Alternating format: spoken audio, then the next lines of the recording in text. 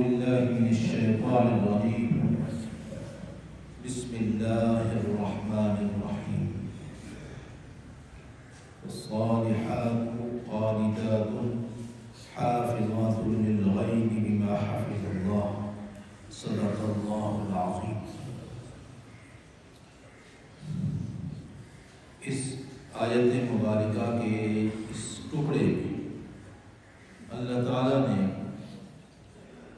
عورتوں پر جو ذمہ داریاں ہیں ان کا ذکر فرمایا. یہ پھر ہم بار بار اس بات کو ذہن نشین کریں، حقوق وہی لازمی ہیں، ذمہ داریاں وہی لازمی ہیں جو اللہ اور اس کے رسول نے فرمائی ہیں. اس کے علاوہ جو ذمہ داریاں ہم عائد کرتے ہیں، جو حقوق ہم لاگو کرتے ہیں، وہ کوئی آدمی مانے یا نہ مانے، کوئی پورا کرے یا نہ کرے، اس کی اپنی مرضی ہے.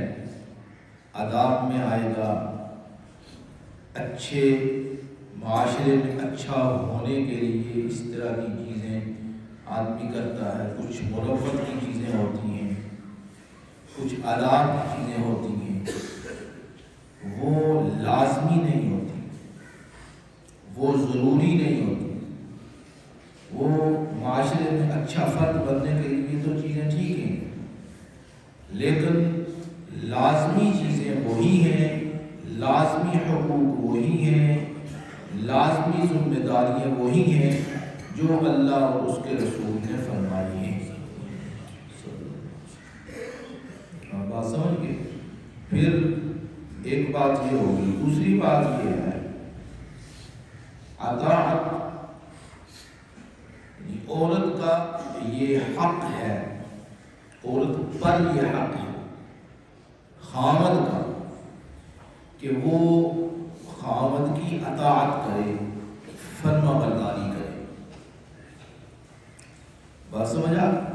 یعنی اس کا حکم اللہ نے فرمایا ہے، قرآن مجید میں اس کا حکم آیا ہے کہ عورت خاوند کی اطاعت گزار ہوگی، اس کی فرما برداری کرے گی تو وہ عورت اچھی کہلائے گی، اور اگر وہ فرما برداری نہ کرے تو وہ نافرمان کہلائے گی قرآن مجید کی روح سے. لیکن یہ بات پھر ذہن نشین رہے کہ کسی کی اطاعت بھی، کوئی فرد بشر ہو، بڑے سے بڑے جس کی ذمہ داری ہو، بڑے سے بڑا اس کے پاس عہدہ ہو، اس کی غیر مشروط اطاعت لازمی نہیں ہے. اس بات کو آپ ذہن نشین کریں. کسی کی اطاعت اور فرما برداری غیر مشروط طور پر لازمی نہیں ہے.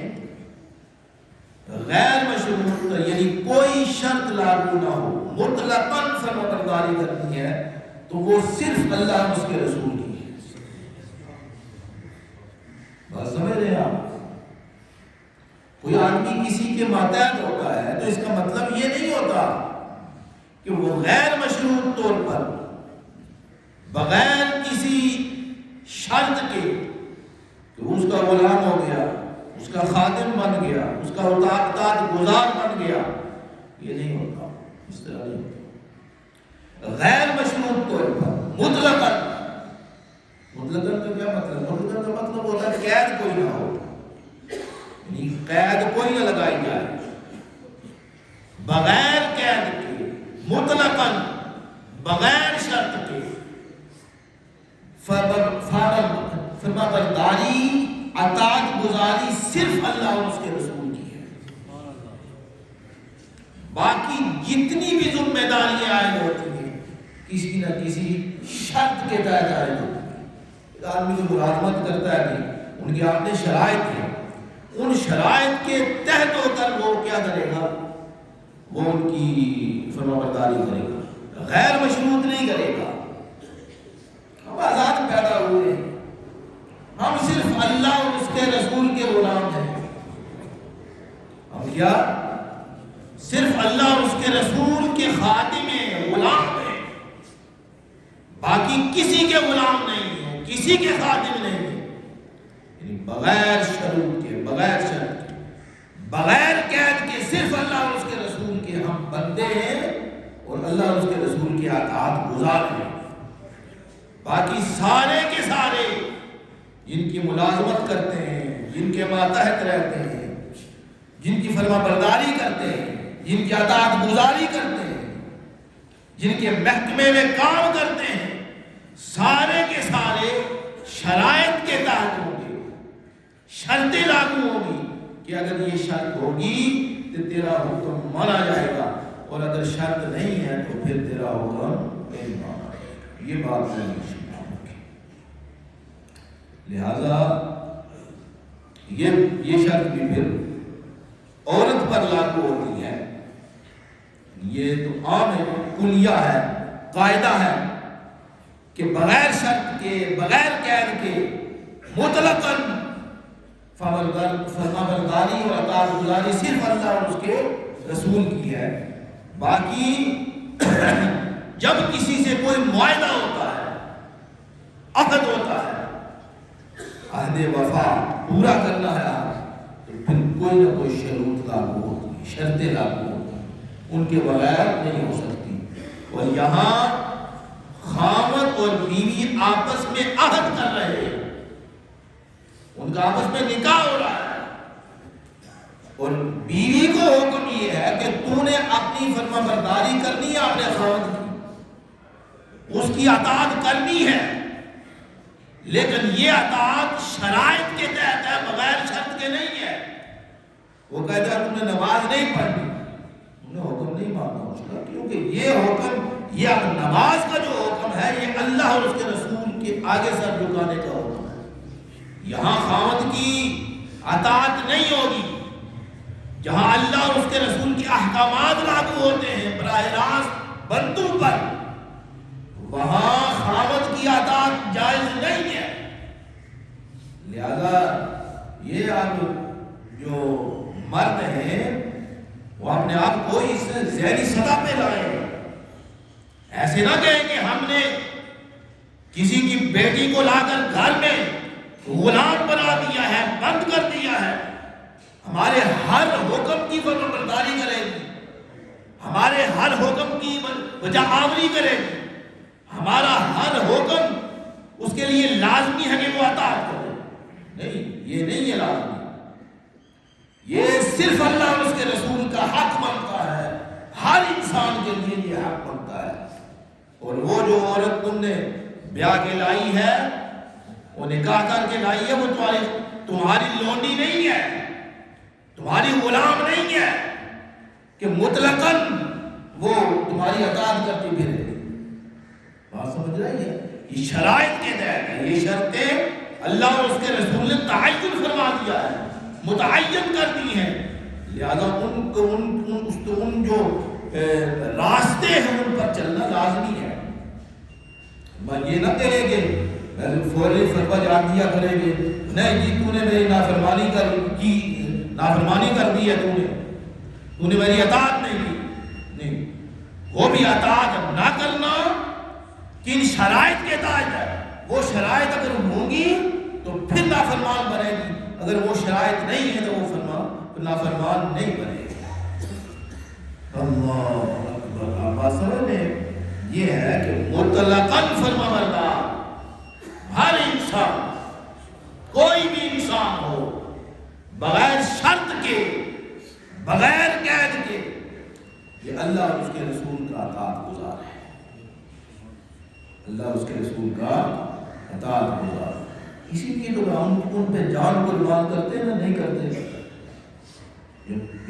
جان قربان کرتے ہیں نا، کیوں کرتے ہیں؟ اسی لیے کہ وہاں شرط نہیں ہے. سب سے بڑا حق اللہ کا ہے، اس کے بعد اللہ کے رسول کا حق ہوتا ہے. اور ہر انسان کے لیے یہ کلیہ اور قاعدہ ہے کہ مطلقاً فرمانبرداری، مطلقاً اطاعت اللہ اور اس کے رسول کی ہے. بات سمجھ رہے ہیں آپ؟ یہ ہمارے حقوق ہیں، ہماری ذمہ داریاں ہیں، ان ذمہ داریوں کو سمجھنے کی کوشش کریں۔ اللہ اکبر۔ پھر آپ یہ آگے ارشاد فرمایا فالصالحات، فالصالحات، یہ جو یہ بار بار یہ باتیں سننے میں آتی ہیں کہ عورتوں کے حقوق ہیں، عورتوں کو دبا دیا گیا ہے، عورتوں پر ظلم کیا جاتا ہے، ان پر زیادتی کی جاتی ہے۔ یہ یہاں دیکھیں کون سی زیادتی ہے؟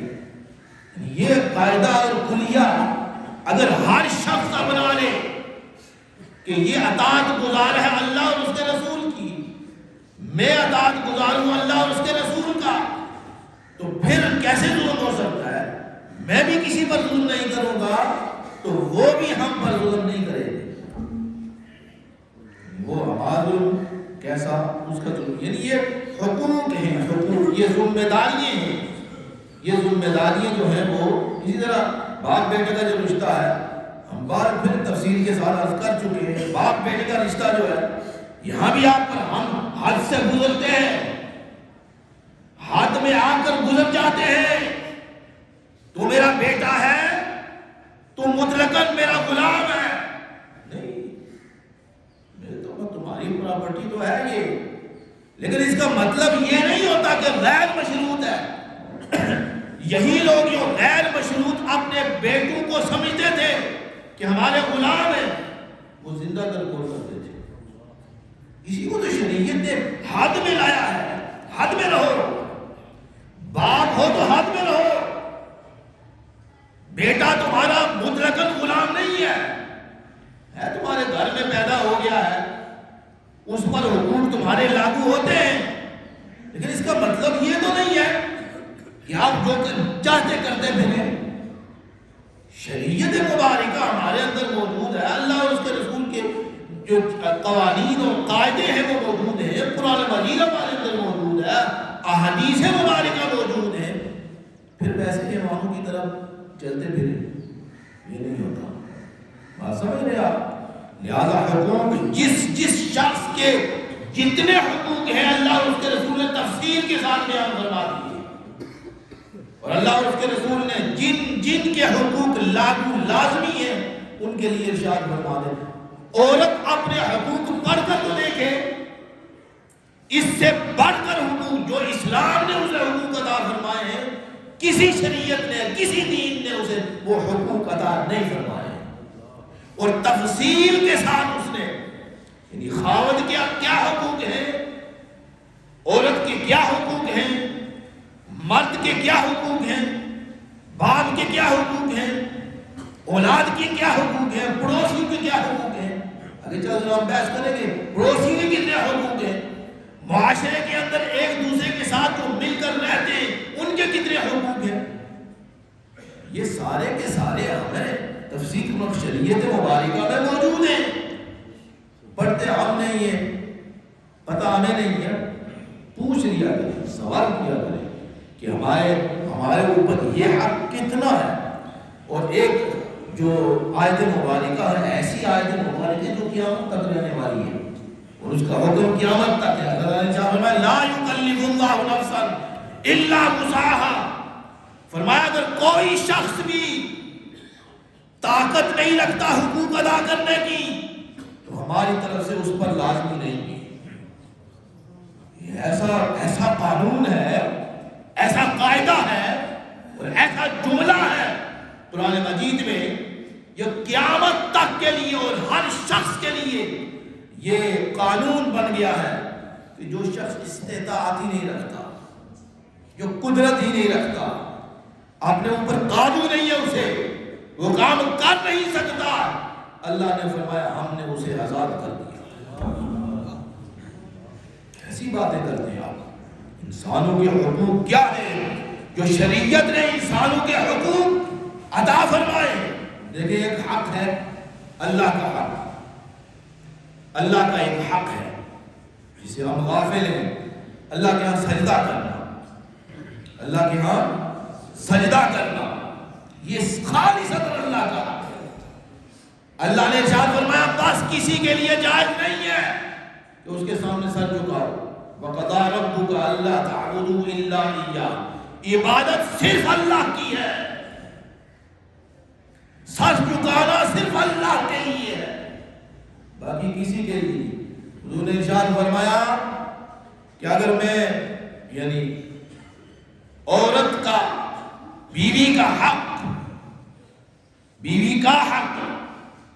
اتنا زیادہ ہے، فرمایا اگر میں حکم دیتا کسی کو سجدہ کرنے کا، تو بیوی کو حکم دیتا کہ اپنے خاوند کو وہ سجدہ کیا کرے، چونکہ سجدہ کرنا جائز نہیں ہے، سجدہ کرنا کسی کے لیے نہیں ہے، عبادت کسی کے لیے نہیں ہے، تو میں یہ حکم نہیں دیتا، میں حکم یہ نہیں فرماتا۔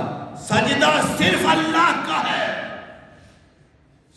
جھکنا صرف اللہ کے لیے ہے، یہ صرف خالصتاً اللہ کا حق ہے اور کسی کا کوئی حق نہیں ہے۔